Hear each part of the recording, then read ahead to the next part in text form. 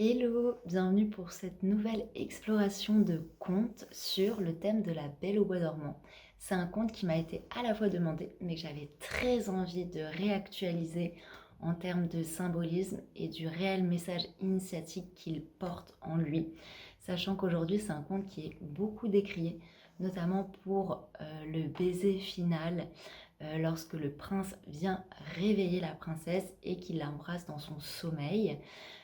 Aujourd'hui, c'est décrié parce que c'est considéré notamment comme une agression sexuelle. Et j'ai vu notamment beaucoup de vidéos, d'articles qui expliquent à quel point ce conte peut être problématique dans le message qui véhicule sur les rapports hommes-femmes, sachant que le conte original, qui est un conte italien de Giambattista Basile, dans cette version-là, carrément, eh bien, on a la Belle au bois dormant qui s'appelle Thalie, parce que le conte s'appelle Soleil, Lune et Thalie.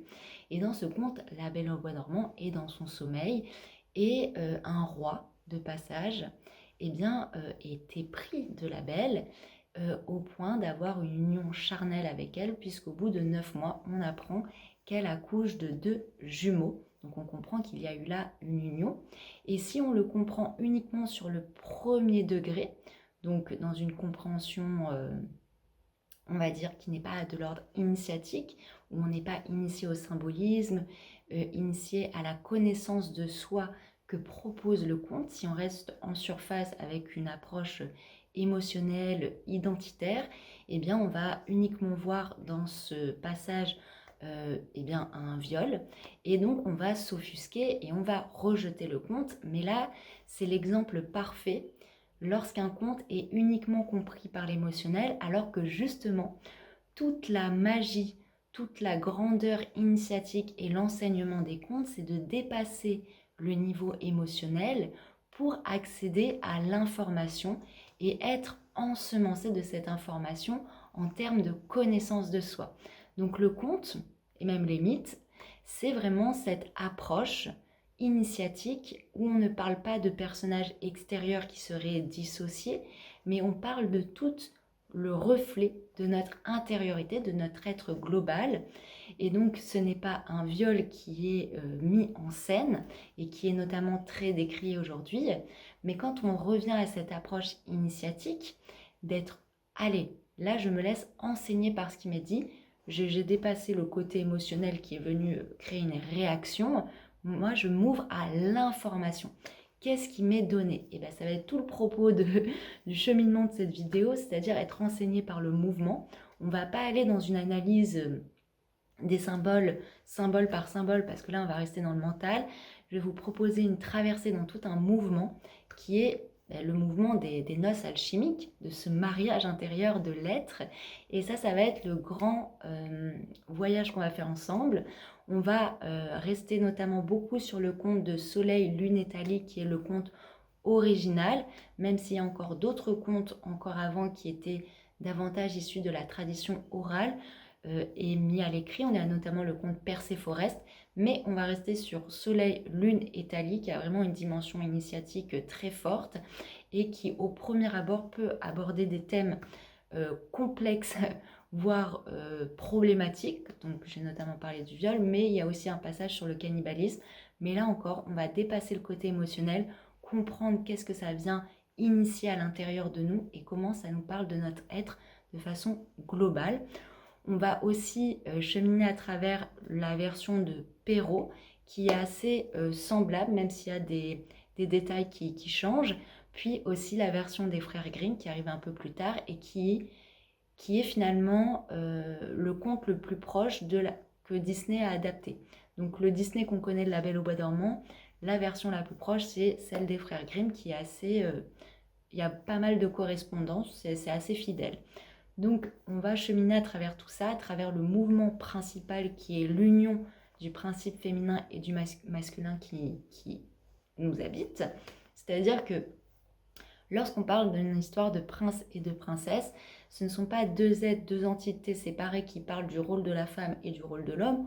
Non, c'est vraiment une seule et même personne. Tout ce qui parle, tout ce qui est en lien avec la princesse, c'est vraiment qu'est-ce qui se passe dans notre monde intérieur, dans cet inconscient, dans cette intériorité, dans ce principe féminin qui nous anime tous, qu'on soit homme ou femme. Il n'y a pas de, il n'y a pas de différence. On est tous animés par une princesse, par un principe féminin intérieur, une Shekinah, comme on dirait dans la mystique juive. Et à l'extérieur, c'est tout ce qui est relié au prince, au principe de l'action, au principe solaire. Et ça, c'est, peu importe là encore, qu'on soit un homme, une femme, le prince, c'est vraiment tout ce qui est relié à notre relation au monde, à l'extérieur. Souvent au début, dans les histoires de princes et princesses, les deux sont séparés, ne sont pas encore unis. Et bien tout simplement, c'est parce que ça parle de lorsque justement, on n'a pas encore fait cette union entre notre intériorité et notre extériorité. Et tout l'intérêt du conte de prince et princesse, eh bien, c'est d'amener à cette union, à ce mariage de l'être, où on n'est plus justement uniquement tourné vers l'extérieur et du coup coupé de notre intériorité et seulement dans une relation inconsciente par rapport à celle-ci, ce qui fait qu'on agirait toujours depuis un espace inconscient dans le monde. Et là, la grande rencontre entre une princesse et un prince, alors quand je parle de prince et princesse, c'est vrai qu'au début de l'histoire, il y a beaucoup de personnages féminins qui ne sont pas encore princesses, mais en fait, elles représentent le potentiel qui n'est pas encore manifesté de la princesse, qui est déjà en elle, mais qui n'est pas encore révélé au monde. Donc souvent, les personnages féminins, les héroïnes féminines dans les contes, c'est des princesses en devenir qui ont ce potentiel en elles. Et le prince, comme il est déjà sur le plan conscient, il est déjà dans cette conscientisation de l'archétype du prince, mais qui n'est pas encore relié à son intériorité, qui n'a pas encore révélé sa princesse, puisque sa princesse, son principe féminin, pour le moment, est encore en silence, n'est pas encore conscient de son potentiel. Et justement, lui, il vient mettre en lumière ce potentiel, activer ce potentiel et permettre une prise de conscience que cette héroïne porte en elle ce potentiel de princesse qui est en train d'éclore. Donc il accompagne cette éclosion et c'est exactement ce qui se passe quand on a des prises de conscience dans notre vie de tous les jours. C'est bien notre prince, notre principe masculin qui fait ce retournement pour mettre en lumière comme le soleil, qui met en lumière bien notre intériorité. Et qu'est-ce qui se passe quand il fait très beau, très chaud, quand c'est l'été, quand c'est cette étape de prise de conscience où on met à jour, où tout se met à jour comme l'été, en fait, tout remonte. L'été, c'est tout est vu, tout est montré. L'été, c'est vraiment la saison de la pleine conscience. Et d'ailleurs, on le voit très bien, quand il fait très chaud, ça fait remonter à la fois les bonnes odeurs comme les mauvaises. Donc, le prince, il a vraiment ce côté très solaire, très été, qui vient activer pour que tout remonte à la surface, pour que tout soit mis à jour. D'ailleurs, on le voit très bien en été, quand il fait très chaud, très beau, on n'a qu'une envie, c'est sortir de chez soi pour aller profiter du beau temps, pour être dans cette union aussi avec ce soleil. Et bien, c'est exactement ce qui vient activer, ce qui s'active en nous, mais ce qui s'active dans le conte. Donc là, dans la Belle au bois dormant, ce qui est très intéressant, donc je vais dire Belle au bois dormant, mais le conte principal, ça va être Soleil, Lune et Thalie. Et donc la Belle au bois dormant s'appelle Thalie dans ce conte-là. Pourquoi la belle? Encore une fois, il ne s'agit pas de critères esthétiques, physiques, mais quand on parle de beauté en termes d'héroïne féminine dans un conte, c'est vraiment la beauté des vertus intérieures. C'est vraiment ce cristal intérieur qui n'a pas encore été influencé par tout l'extérieur, par toutes les tentations extérieures, par toutes les influences du monde, par toutes les tentations du monde, qui est resté dans ce cristal, dans ses vertus, dans cette, j'allais dire virginité, mais là encore, ce n'est pas de l'ordre de la sexualité, c'est vraiment cette virginité de l'être qui nous habite et qui justement a encore ce rayonnement de beauté assez pur. Et donc c'est ça, cette vraie beauté, et c'est pour ça que les princes ont ce choc, sont épris de la belle par une princesse au premier regard, parce que c'est la reconnaissance de cette pureté des vertus qui les habite. Donc c'est pas quand un prince il s'éprend de la beauté d'une princesse et qui tombe amoureux au premier regard, c'est pas uniquement d'après des critères esthétiques d'un point de vue superficiel, mais au contraire, c'est ce choc qui vient rappeler au prince, qui devient le miroir de cette pureté du principe féminin qu'il habite et qui vient réveiller ça en lui. Et donc c'est pour ça en fait qu'il est épris et qu'il tombe amoureux. C'est parce qu'il y a une révélation qui est à l'œuvre à ce moment-là à travers cette beauté, à travers le principe de beauté qui est à comprendre depuis l'essence et non pas depuis la forme esthétique, mais vraiment depuis la profondeur de l'être, cette profondeur de l'être qui est encore reliée à ce joyau, à ce cristal divin qui n'a pas été influencé, teinté par des empreintes extérieures et donc qui est encore dans cette beauté. Donc on reprend après le conte du début. La Belle au Bois dormant, ici Thalie. En fait, au début de l'histoire, dans toutes les histoires, il y a une sorte de prophétie qui est annoncée. Donc, dans le conte de Thalie, le conte italien, il s'agit d'astrologues qui sont appelés au palais par un père qui est veuf. Alors là, j'ai souvent expliqué, quand un père est veuf dans une histoire, c'est simple, c'est qu'il s'est coupé de son principe féminin au point de le laisser mourir. Et donc, c'est quelqu'un qui a complètement laissé mourir son principe féminin intérieur et qui est uniquement attaché à l'extérieur et qui n'a pas fait cette révélation de son royaume intérieur. Donc voilà, c'est les petits détails. Et donc là, il fait appel à des astrologues pour donner un peu la grande direction de Thalie, qu'est-ce qui va lui arriver. Et donc, il est annoncé que, lorsqu'elle sera en contact avec du lin, elle tombera dans un profond sommeil. Voilà, il y a une malédiction. Il n'est même pas dit sommeil, c'est carrément mort. On pense qu'elle va mourir. Enfin, voilà, il y a vraiment une chape de plomb qui se met en place. Sauf qu'encore une fois, là, c'est la réaction souvent de quelqu'un d'extérieur qui ne comprend pas le mot mort, alors que ce mot mort annonce l'initiation de la mort des apparences extérieures pour plonger au soi dans la connaissance intérieure. Donc c'est pour ça que Thalie, la Belle au Bois dormant, on pourrait croire qu'il s'agit d'une malédiction, notamment dans les autres versions quand c'est cette fée qui n'a pas été invitée au mariage, qui débarque et qui du coup pour se venger donne cette malédiction que la princesse se piquera le doigt avec un fuseau et donc elle tombera dans la mort. Là, il y a tout de suite après, il y a les bonnes fées qui sont là pour bénir la Belle au Bois dormant à son baptême avec des bénédictions. En fait, c'est celles qui viennent activer le cristal, qui viennent activer les vertus du cristal qu'elle porte en elle. Donc les fées, c'est vraiment l'archétype des initiatrices. Dans le conte de Grimm, on va parler de sages-femmes, mais on voit encore une fois que les sages-femmes, c'est celles qui permettent de mettre au monde. Donc elles font descendre les forces de l'esprit pour les mettre au monde dans la matière. C'est ce qu'on a vu avec la baguette magique, notamment dans Cendrillon. Donc il y a vraiment, les fées, c'est vraiment celles qui activent l'initiation, qui sont là pour permettre l'initiation, de catalyser les forces de l'esprit pour les matérialiser.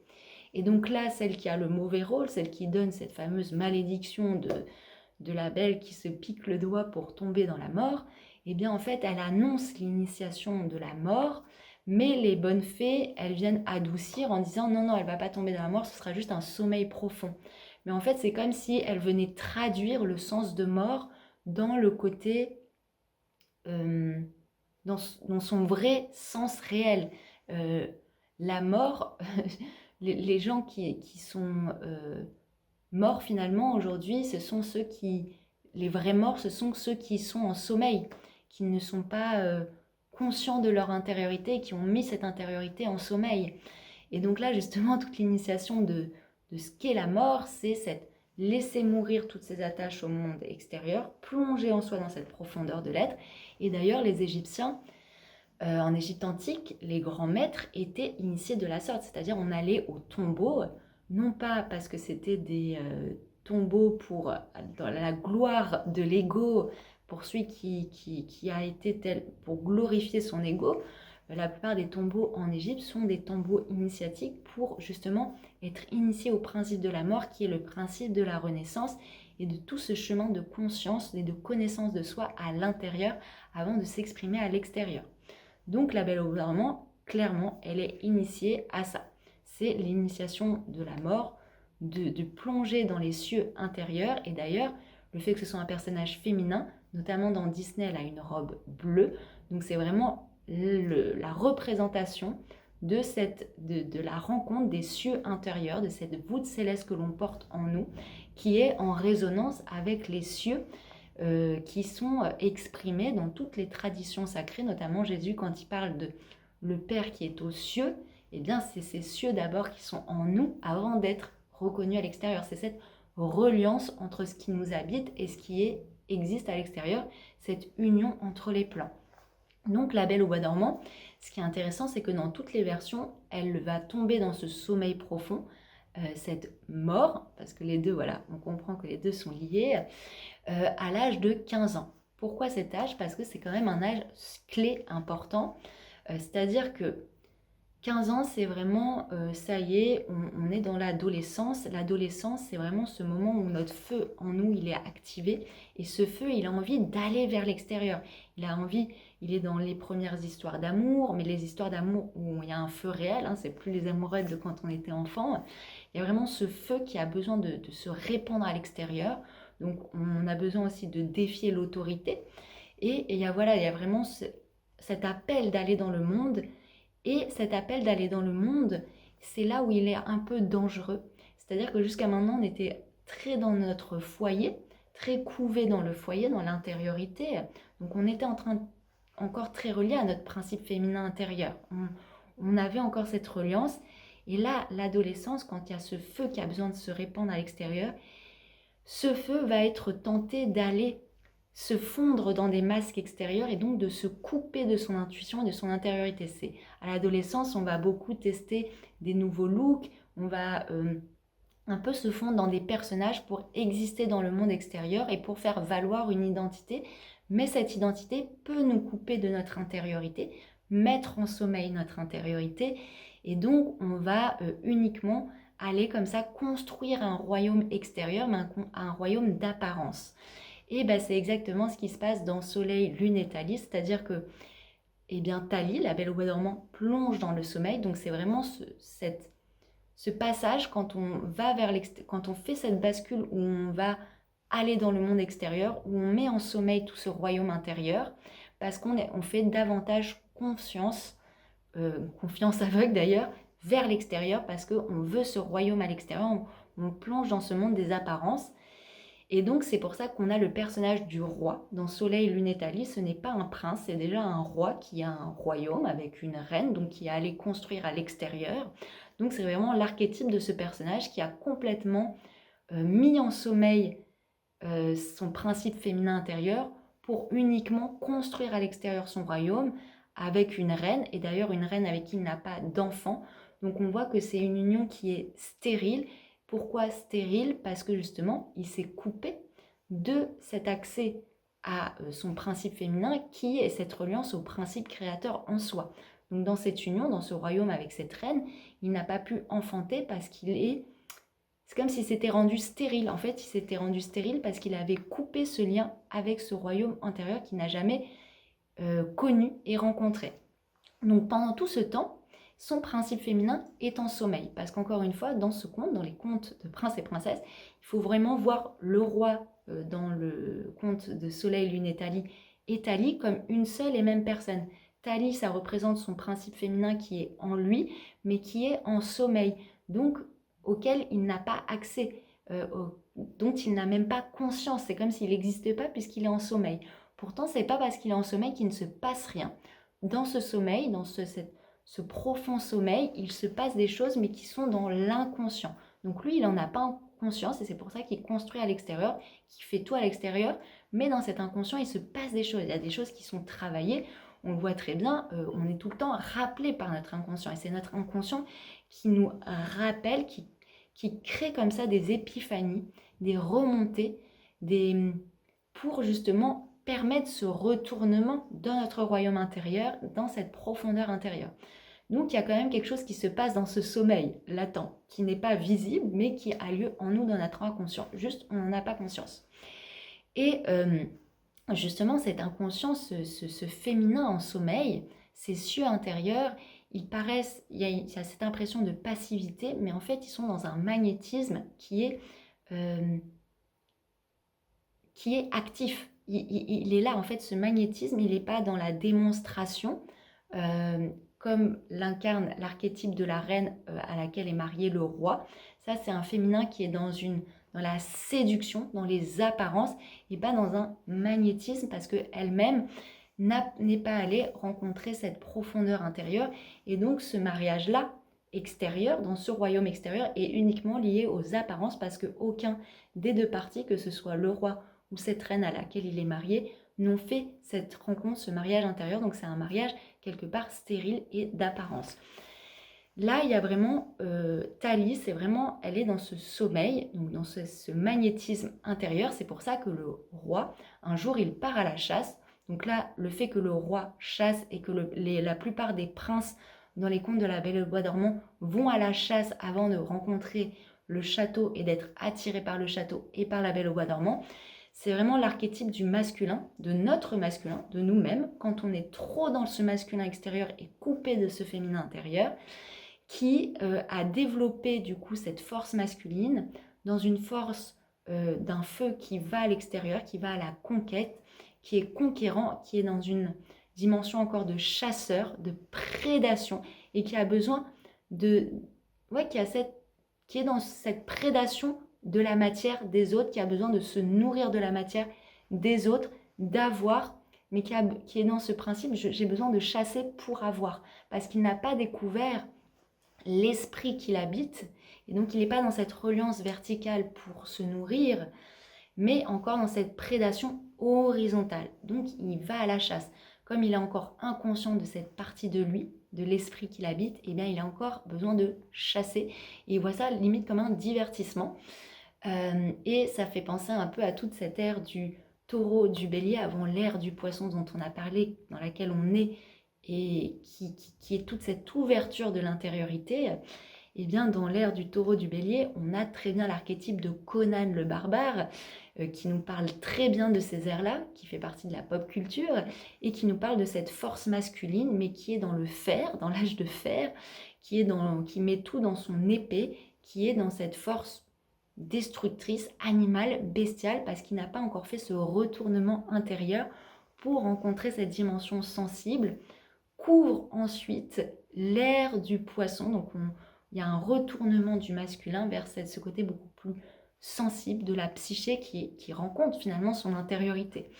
Voilà, petite parenthèse. Donc c'est pour ça le prince, le roi, va à la chasse et que c'est à la base, il est dans cette énergie de prédation, mais finalement, il y a quelque chose dans son inconscient. Donc quand je parle de l'inconscient, c'est Thalie, c'est la Belle au Bois dormant, qui le magnétise, qui l'appelle et qui le pousse finalement à un retournement de cette énergie de prédation qui va se retourner en lui pour plutôt une révélation.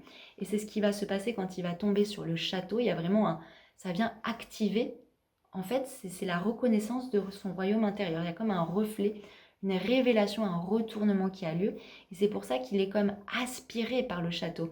Il est attiré, il est magnétisé. Et bien c'est exactement ce qui se passe quand il y a ce retournement intérieur et qu'on commence à aller explorer notre psyché, notre dimension féminine, et qu'on est comme ça aspiré par notre intuition, par nos sens subtils vers l'intérieur. On est comme... Il y a un magnétisme en fait qui a lieu, qui est davantage... En fait, c'est quand on est davantage attiré par notre sensorialité intérieure que notre sensorialité extérieure qui, elle, nous manipule. En fait, il y a ce retournement, cette aspiration en l'être, dans cette profondeur de l'être, et c'est ce qui a lieu. Dans les histoires de Perrault, Grimm et Disney, donc on a ce château avec ses ronces. Chez Perrault et Grimm, notamment, quand le prince arrive, les ronces, elles s'ouvrent d'elles-mêmes. Tout s'ouvre d'elles-mêmes parce qu'en fait, ça y est, comme il y a ce retournement, et bien tout s'ouvre. Il y a une ouverture intérieure qui a lieu. Il y a une révélation intérieure qui a lieu. Dans le conte de Thalie, et bien le roi arrive à la chambre, et il voit Thalie et d'un coup, ça y est, il y a le terme, il est épris. Le terme éprendre, c'est vraiment, ça allume un feu à l'intérieur et c'est le feu du foyer.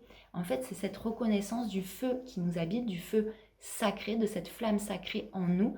Et la reconnaissance de Thalie, cette vue, cette contemplation du féminin qui est endormi, donc vraiment dans de ses cieux intérieurs. Voilà, il ne faut pas voir juste une femme endormie qu'il va abuser. Non, c'est la reconnaissance de son propre principe féminin intérieur qui est encore en sommeil, de ces cieux qui sont encore mystérieux et dont il est attiré de plonger dedans.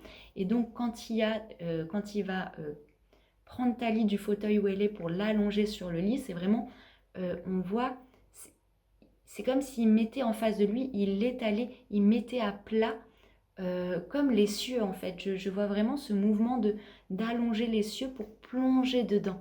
Vous voyez, cette union qui est décrite dans le conte de Thalie, elle n'est pas décrite directement. Ils disent pas, bah voilà, il abuse d'elle ou il y a un rapport charnel. C'est juste que plus tard, on comprend que de cette rencontre, 9 mois plus tard, il y a 2 enfants qui naissent. Donc on comprend qu'il y a eu une union charnelle. Mais cette union charnelle, c'est pas une union d'un point de vue physique comme un rapport sexuel comme on pourrait le croire d'un point de vue premier degré. C'est vraiment quand on plonge, quand nous-mêmes, quand notre principe masculin s'est retourné et qu'on va plonger dans notre royaume intérieur, dans notre... quand on plonge en nous-mêmes, dans notre profondeur intérieure, c'est un peu comme le soir quand on va se coucher, qu'on ferme les yeux et qu'on plonge en nous-mêmes. Et bien c'est exactement ce qu'il fait le roi. Il plonge en Thalie et dans cette plongée intérieure, dans cette contemplation. Et d'ailleurs, je vais parler de quelque chose. Il y a un mystique soufiste qui s'appelle Ibn Arabi qui a parlé merveilleusement bien donc c'est un mystique du XIIIe siècle et qui parle de toute la métaphysique, de toute la dimension mystique de l'islam et notamment du rôle de la femme, et que la femme justement c'est l'image la plus sacrée pour contempler Dieu. Donc Dieu, bien sûr, il se traduit à travers toutes choses puisque tout ce qui nous entoure est animé par l'essence de Dieu. Mais si vraiment on veut contempler Dieu dans son essence la plus pure, eh bien on est appelé à contempler la femme, mais non pas la contempler pour la consommer, mais vraiment la contempler à travers ce regard mystique divin. Et que cette contemplation, en fait, quand on regarde une femme par la reconnaissance du divin en elle et ce qu'elle incarne et tout ce que son corps révèle du divin aussi en termes de création et du créateur, et bien quand on est dans cette contemplation, et bien on plonge d'un coup en nous. En fait, cette contemplation devient le miroir, devient ce qui vient nous faire plonger en nous-mêmes, dans notre intériorité, pour reconnaître ce féminin, cette femme qui nous habite, qui est en nous, ce créateur qui est en nous. Et c'est ça en fait, la contemplation du féminin. Si on a toujours, à travers l'art, notamment parlé des muses, mis à nu le corps de la femme, ce n'était pas pour la consommer comme un bien de consommation, comme c'est le cas aujourd'hui malheureusement dans notre société, comme ça a été détourné et manipulé pour qu'aujourd'hui un corps féminin soit juste source finalement d'excitation, mais depuis les bas instincts de prédation. Eh bien non, là, la contemplation mystique du féminin, qui a lieu notamment dans le conte de la Belle au bois dormant, parce que le roi, quand il arrive dans la chambre et qu'il est épris par ce féminin, c'est vraiment cette contemplation mystique. Et d'ailleurs, cette contemplation mystique est très bien traduite dans le conte de Perrault, parce que dans les autres histoires aussi, le prince, il entre dans la chambre, et c'est la contemplation qui le fait plonger en lui-même. Et comme il plonge en lui-même et qu'il y a cette reconnaissance du féminin, eh bien ça le réveille. Et c'est pour ça que la Belle au bois dormant se réveille, c'est parce que le prince, il a cette révélation intérieure et qui réveille en lui-même son principe féminin. C'est ça qui lui permet de faire remonter à la surface sur le plan conscient ce féminin. Et dans la version de Perrault, il parle carrément, alors je ne connais pas la phrase par cœur, mais je vais vous la lire parce que je l'ai notée. Il parle clairement d'un éclat resplendissant, quelque chose de divin, de lumineux. Et quand il l'admire, il se met carrément à genoux. Et quand le prince se met à genoux dans la chambre pour regarder la belle, pour effleurer ses lèvres, pour l'embrasser, il y a vraiment cette image du prince qui se met à genoux. Parce qu'en fait, il se met à genoux, c'est comme un acte, un engagement de soumission, mais dans le sens noble, de se soumettre davantage à son intériorité, à son royaume intérieur, et non plus d'être soumis à l'extérieur, aux influences extérieures, au royaume extérieur qui était apparence.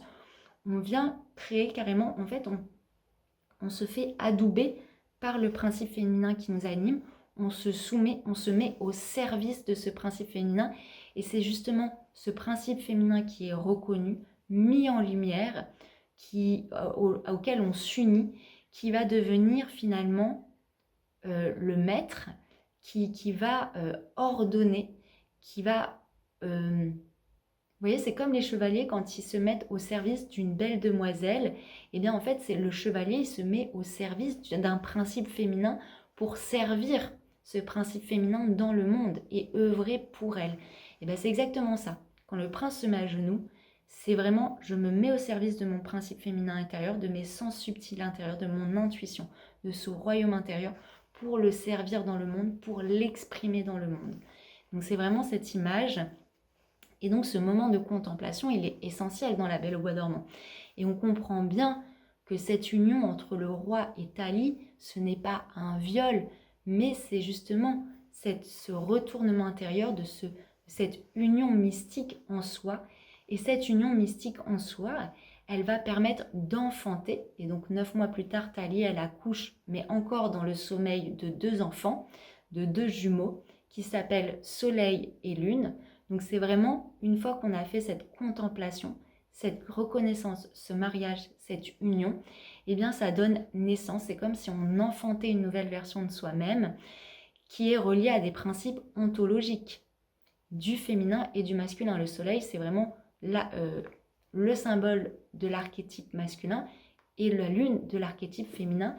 Et comme on a fait cette union en nous, eh bien on a enfanté les deux en nous, du coup on porte les deux en nous, on a fait cette reconnaissance qui traduit un peu l'être androgyne, puisque les deux finalement, on a fait cette révélation que ces 2 principes nous habitent, et ces 2 principes n'étaient pas séparés comme on pouvait le croire, comme on pourra en avoir l'illusion, mais ils sont vraiment en nous, et le fait qu'on les a enfantés, eh bien ça veut dire qu'on a conscientisé cela, et qu'à partir du moment où on les a conscientisés, qu'on les a enfantés, eh bien on peut les élever dans le monde, aller jouer avec ces 2 principes, comme on joue avec des enfants de façon ludique, pour les élever et avoir cette relation, qu'ils viennent eux-mêmes nous élever et les mettre au monde et être au monde avec ces 2 principes-là. Sauf que dans Thalie, elle accouche d'eux encore dans le sommeil.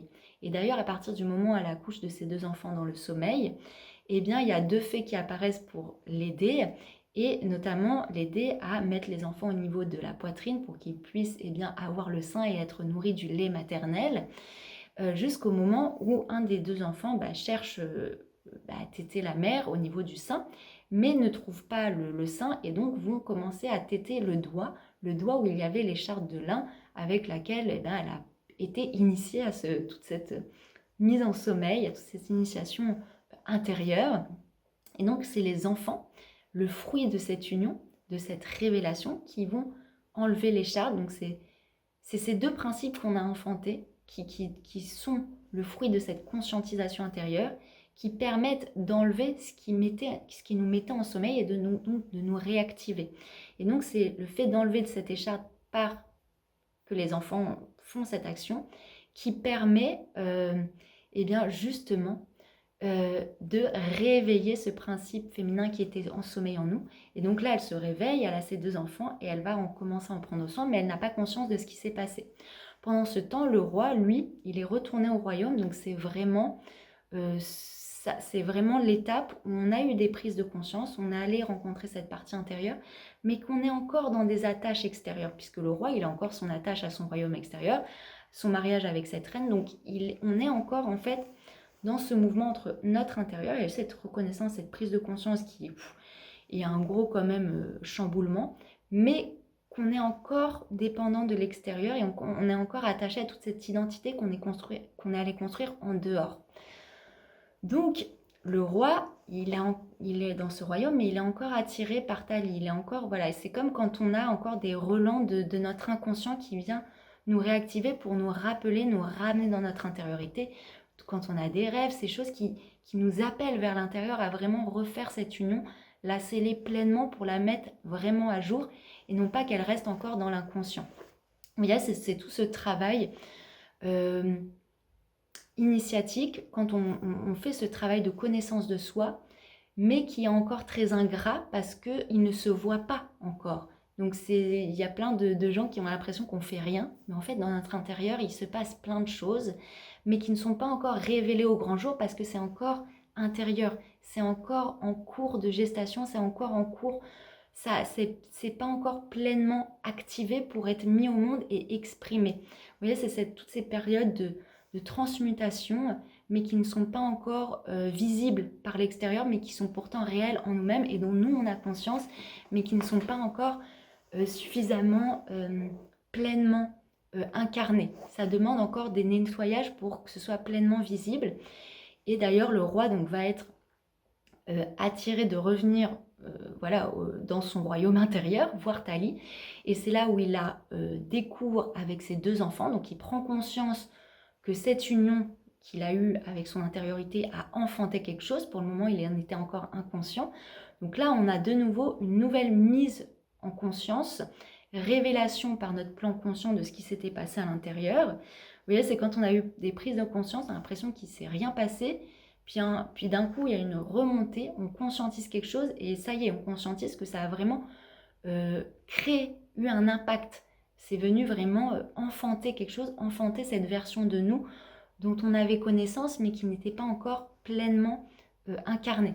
Donc le roi, par ce retournement dans le royaume où Italie et la prise de conscience qu'il a eu des enfants avec elle, c'est cette conscientisation, ça y est, notre travail intérieur, ce mariage, cette union, cette reconnaissance de notre royaume intérieur a porté ses fruits. Et d'ailleurs, c'est le roi qui nomme les enfants Soleil et Lune. Donc c'est vraiment que notre plan conscient nomme ce qui s'est passé. D'ailleurs, il en profite pour expliquer à Tali ce qui s'est passé parce qu'elle, elle en est inconsciente. Et vraiment, le roi, c'est vraiment cet archétype de notre plan conscient qui permet de mettre des mots sur ce qui s'est passé, de l'expliquer, de l'extérioriser, de le verbaliser dans le monde. C'est ce qui permet en fait de passer du verbe créateur qui nous habite, qui nous anime, qui est ce rayonnement, ce noyau intérieur, et bien de le mettre au monde, de l'exprimer dans le monde, de le verbaliser dans le monde. Voilà, c'est vraiment ce passage-là, il est vraiment important et c'est vraiment ce qui met en lumière. Par le principe masculin, ce principe solaire, sauf que, eh bien, maintenant qu'il a reconnu, eu cette nouvelle prise de conscience, donc en fait, on est vraiment dans des différentes étapes de la conscientisation de notre royaume intérieur qui demande, eh bien, une étape d'alchimie, hein, notamment d'épuration, et cette étape d'épuration, elle est grandement appelée étant donné qu'il a encore ses attaches avec le monde des apparences, là où il a construit son royaume à l'extérieur, ce royaume superficiel, artificiel, puisque stérile, puisqu'il n'a pas eu d'enfant avec cette reine à l'extérieur, alors que justement il est venu au premier regard, à cette première union avec son royaume intérieur, il y a eu de suite, automatiquement, naturellement, l'activation finalement de son principe créateur qui a pu mettre au monde des enfants. Donc on voit bien que jusqu'à maintenant, comme il était coupé de son intériorité, il était coupé de son principe créateur relié au féminin. Donc comme il a encore ses attaches à l'extérieur, il va devoir les épurer. Et c'est exactement ce qui va se passer. La grande épuration des apparences. Donc une fois qu'il a cette conscientisation avec son intérieur, ça y est, j'ai des enfants, je les ai nommés, j'ai pu expliquer consciemment tout ce processus alchimique qu'il y a eu d'union intérieure. Il retourne dans son royaume. Et là, bien sûr, comme il est habité par cette union intérieure qu'il a avec son principe féminin, avec Tali, cette reliance à sa création, en fait, à sa dimension créative du créateur en lui, eh bien, tout ça remonte, forcément, rayonne à travers lui. Donc la reine, elle sent qu'il y a quelque chose qui a changé, elle la sent plus autant attachée à lui, parce que la relation qu'elle avait avec lui, c'était une relation de dépendance, d'attachement, uniquement à travers, on va dire, quelque chose de l'ordre de la surface, mais on va dire toxique. Et donc, comme elle sent que le roi, lui, il est plus autant attaché depuis l'extérieur, tenté par ce qu'elle représente d'un point de vue matériel, et qui se détache peu à peu de ça parce qu'il est relié à son intériorité, donc à son cristal, à sa lumière intérieure, eh bien, elle se sent un peu délaissée, et donc elle va se mettre à jalouser. Elle va se mettre à jalouser le fait que lui est allé à la rencontre de ses ressources intérieures, de ce royaume intérieur, et qu'il n'a plus besoin d'elle pour nourrir ça. Et comme il n'a plus besoin d'elle pour nourrir ça, elle se sent abandonnée. Et comme elle n'a pas fait ce travail d'intériorisation de son royaume intérieur, eh bien, elle se sent... En fait, c'est comme quand on a découvert notre plein potentiel de lumière intérieure, qu'on le rayonne, et qu'il y a des personnes qui n'ont pas fait ce chemin-là, et qui du coup vont être dans une forme de jalousie, parce que ce qu'on leur renvoie, ça va être de faire elles-mêmes appel à ce rayonnement pour, si elles veulent goûter ce mariage, cette dimension mystique, eh bien, il faut qu'elles-mêmes fassent ce chemin. Elles ne peuvent pas venir simplement se nourrir de nous-mêmes. Il faut qu'elles-mêmes fassent ce retournement. Et pour beaucoup de personnes, eh bien, c'est trop dur, c'est trop engageant. Elles sont trop à la surface pour comprendre que ces ressources sont en elles-mêmes. Donc, elle va vouloir se venger, cette reine, et donc lui faire manger le fruit de sa création. Elle va vouloir lui faire payer. Elle va vouloir finalement le ramener dans cette matière, elle va vouloir le faire de nouveau dépendre de cette matière. Et donc, il faut savoir que cette reine est une ogresse. Et l'ogresse, c'est vraiment l'archétype de la personne qui se nourrit de la matière. C'est vraiment l'archétype de la personne qui n'a pas conscience des lois de l'esprit, de se nourrir de l'esprit en soi, et qui du coup se nourrit tout le temps de la matière au point de se nourrir de la chair des autres. Vous voyez, moi j'ai pas conscience de ma lumière, donc je vais me nourrir de la chair, de la lumière des autres pour me remplir. Et du coup, ça nourrit le monstre, la bête. La bête, c'est la division, c'est la séparation, ça nourrit l'inconscient bestial, mais l'inconscient bestial de la bête en soi, qui n'a pas été nommé, qui n'a pas été apprivoisé, qui n'a pas été mis en lumière, et donc qui agit toujours depuis un plan inconscient de pulsion. Donc l'ogresse, c'est vraiment ça. Donc elle va demander à un homme de main d'aller chercher les enfants soleil et lune pour bien, les faire manger au roi.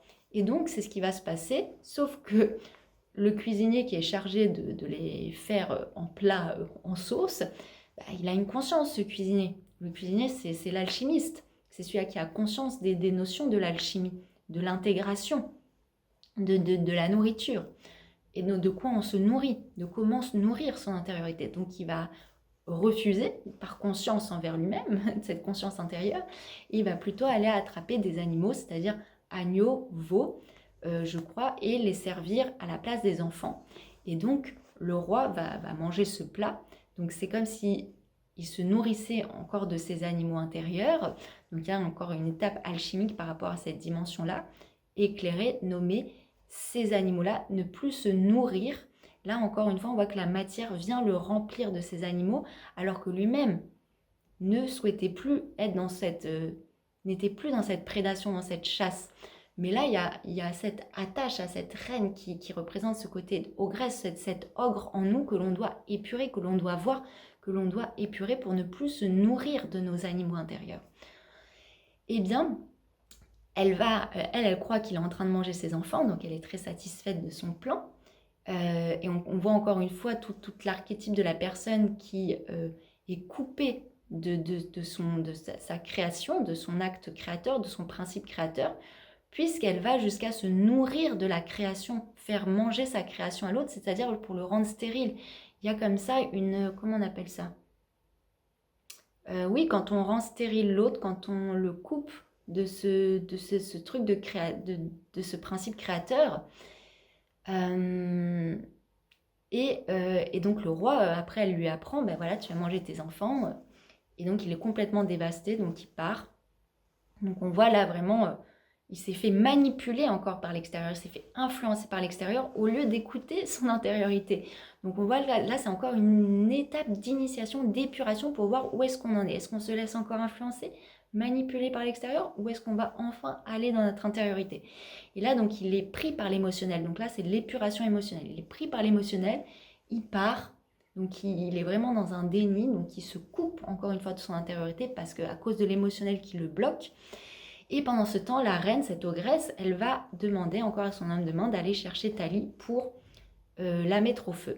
Et donc là, c'est la grande initiation d'épuration du féminin, de cette épuration du féminin qui fait face à l'archétype de l'ogresse qu'il faut épurer, qu'on est appelé à épurer.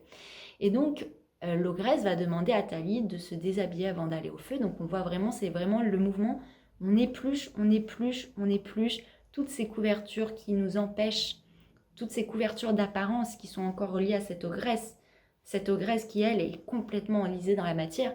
Nous, on enlève ces couches pour aller, et on accepte d'aller se purifié. Et donc, en fait, pendant toute cette étape d'épuration, elle réactive le roi. En fait, plus on s'épure, plus le roi, il est dans cette reconnaissance de son royaume, qui l'appelle, parce qu'il y a un dévoilement, une mise à nu. Et donc, cette mise à nu permet une reconnaissance. Donc, le roi revient. Et dans ce retournement, dans ce retour, eh bien, l'ogresse est prise comme ça de panique et est mise au feu. Et voilà, elle va dans le feu, je crois qu'il y a un mouvement comme ça. Et en fait, ce mouvement, il explique que quand il y a cette dernière épuration du féminin, de tout ce qui est relié à cette attache, voilà, à l'archétype de l'ogresse, et bien automatiquement le masculin fait ce retournement, cette réelle union. Il y a cette reconnaissance en fait, ça y est, tout est purifié, il y a un réel mariage, union naturelle qui se fait, en fait c'est naturel, donc c'est pour ça qu'il y a ce retour naturel, et par cette union-là, et bien naturellement, l'ogresse est mise au feu et disparaît.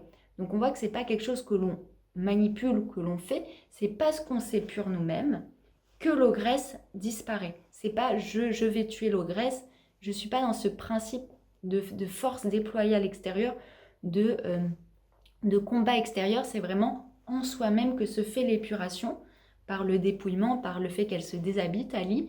Et c'est parce que je me dépouille moi-même que s'efface l'influence de l'ogre à l'extérieur, que l'autre à l'extérieur ne peut plus me manipuler, ne peut plus avoir cette influence sur moi et donc disparaît de lui-même. Donc il y a vraiment ce passage-là et à la fin ça signe vraiment cette union véritable. Ça y est, Thalie, les enfants sont présentés au jour, sont révélés au grand jour, sont annoncés comme la vraie reine, comme les vrais enfants, comme la vraie descendance du roi. Et donc c'est vraiment cette étape ultime du mariage des noces alchimiques, de la mise à jour pleinement de notre réalisation de l'être. Ça y est, c'est quand on est prêt, enfin, quand on est dans cette union véritable, qu'on s'est enfanté nous-mêmes, enfanter la réelle version de nous-mêmes dans sa dimension la plus pure et qu'on peut être au monde avec cette solidité et que l'on peut justement aller dans le monde sans... Et que ça y est, on a compris tout ce qui pouvait nous influencer, nous tenter parce qu'on est allé nous-mêmes reconnaître cette partie de l'ogresse qui nous habite et qu'on l'a transmutée. Et donc ça y est, c'est quand l'extérieur prend enfin conscience de tout ce travail intérieur qu'on a fait et qu'il est mis à jour, révélé et enfin visible par les autres. C'est ce moment où on revoit des gens, pendant tout un temps, ils nous voyaient au bout du rouleau, où ils nous voyaient ne rien faire et pourtant il se passait des choses en sommeil à l'intérieur de toute cette épuration. Et un jour, ils nous voient et font « Waouh, mais qu'est-ce que tu as changé ?» Et bien c'est ça, c'est exactement ce moment parce qu'il y a eu ce mariage, cette union, cette révélation qui peut enfin s'exprimer pleinement à l'extérieur de façon active. Dans les autres contes, notamment la version des frères Grimm, donc c'est très ressemblant à Disney, sauf qu'il n'y a pas de dragon comme chez Disney. Le dragon chez Disney, donc c'est censé être la méchante sorcière, mais la méchante sorcière, c'est ces parties-là à épurer en nous. Le dragon symbolise vraiment tout ce qui est relié aussi à l'énergie sexuelle, à ce feu qui nous habite, qui s'il est à l'extérieur est destructeur, mais si on l'apprivoise en nous, qu'on le verticalise, il devient créateur. Et d'ailleurs, il y a un très bon livre d'Omram, La force sexuelle ou le dragon ailé, qui met très bien en lumière toute cette reliance entre prince, princesse, château, dragon et cette maîtrise du feu sacré en nous. Et donc, dans le Disney, quand le prince il doit faire face au dragon, c'est vraiment cette verticalisation du feu sacré pour entrer ensuite dans le château, dans notre intériorité et réveiller la belle. Donc il y a vraiment, c'est comme si on canalisait encore une fois ces forces vers l'intérieur, vers notre royaume intérieur pour terrasser la bête en nous, cette bête inconsciente, cette partie animale en nous. Et pour pouvoir, alors on voit que dans le film, il a cette épée, ce bouclier, je crois, qui est donné par les fées. Mais cette épée, l'épée, c'est vraiment le verbe créateur. C'est vraiment lié au verbe. Et donc, quand il plante l'épée dans le dragon, il plante le verbe. Et ce verbe, il permet finalement de de mettre en lumière ces animaux qui nous habitent, cette partie de pulsion beaucoup plus bestiale, destructrice. Et donc le verbe, il permet d'éclairer, de nommer, comme le roi a fait pour nommer ses enfants, de nommer ces forces-là, parce que dans le dragon, il y a la force du feu, du soleil, les nommer pour en revenir à la dimension ontologique. Vous voyez, le feu du dragon, c'est un feu destructeur, mais si on le révèle depuis sa source première, primordiale, qui est cette énergie solaire, d'un feu qui réchauffe, d'un feu qui éclaire, et non pas d'un feu qui détruit, mais un feu qui élève l'être, comme le soleil qui va éclairer les plantes pour qu'elles s'élèvent. Si on est dans cette reconnaissance de cette verticalité, eh bien on peut ensuite aller dans le château et donc permettre ce réveil du féminin en soi qui est notamment élevé dans ce principe, dans cette verticalité. Et c'est pour ça qu'on a notamment chez Perrault, on a le mariage dans la chapelle, dans le château directement. On a ce mariage qui se fait dans cette verticalité intérieure. Le château, c'est vraiment cette verticalité. Qu'est-ce que je voulais ajouter? Oui, chez Perrault, qui ressemble fortement à Soleil, Lune et Thalie, on a encore une ogresse, mais là, il ne s'agit pas d'un roi qui a déjà un royaume à l'extérieur. On est encore sur un prince, donc qui est encore dans son potentiel de réalisation en tant que roi. Et donc ce prince, lui, il a par contre une mère qui est une ogresse. Donc là, on est encore dans cette même reliance, c'est cet archétype de cette construction de soi uniquement dans le monde de la matière, des attaches, des apparences, qui se nourrit de ça, de cette matière, qui s'est coupé de sa capacité de création et qui ne comprend pas du coup les enfants comme principe de création à élever, mais uniquement comme il s'est coupé de ce principe-là, les enfants sont quelque chose, une nourriture, quelque chose, on se nourrit.